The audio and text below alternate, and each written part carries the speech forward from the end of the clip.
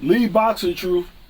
So, after the win over Devin Haney, is Ryan Garcia considered a pound for pound champion? Is he in the top 10? Does he get that type of notoriety for beating Devin Haney? You know, and does he get all the credit even though he was 3 pounds over the weight limit? You know, because people are, complaining about that. But in my opinion, if Devin Haney had a serious problem with it, he would have just canceled the fight. But then again, that's a lot of money that you're probably forfeiting out of. So with that being said, what's the next move for Ryan Garcia? And what's the next move for Devin Haney? Because it seems like now with Devin Haney, after the loss that he's taken from Ryan Garcia, he's got to start building himself right back up. I'm not saying he's got to start all the way at the bottom, but he's got to get in there a couple of wins. He still retained the WBC belt, which is, still crazy because you got people still going after that belt. So basically, he can fight another fighter, stay busy, fight. And then we got to see how this pay-per-view goes.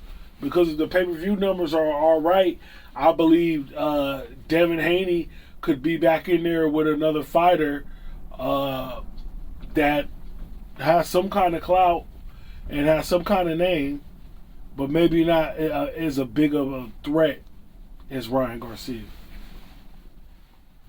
I don't know.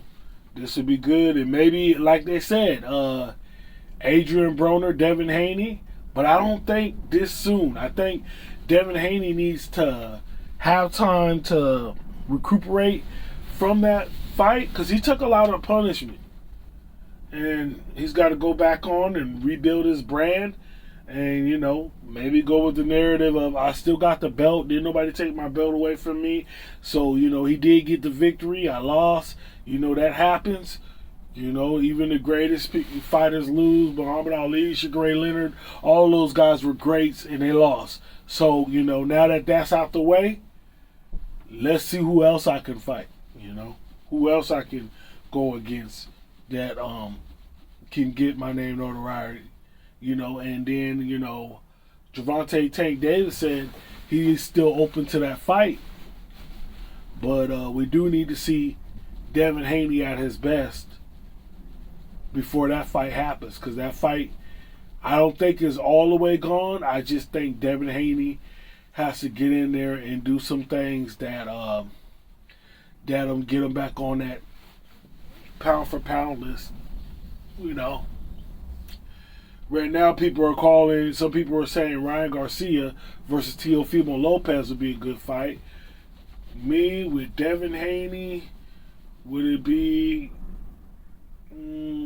Isaac Cruz be a good fight? I'm not sure about that. But we need him to have a fight fighting at 140.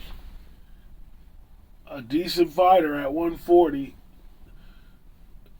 That's going to give us some challenge, but right now I think he needs to stay away from a power fighter right now.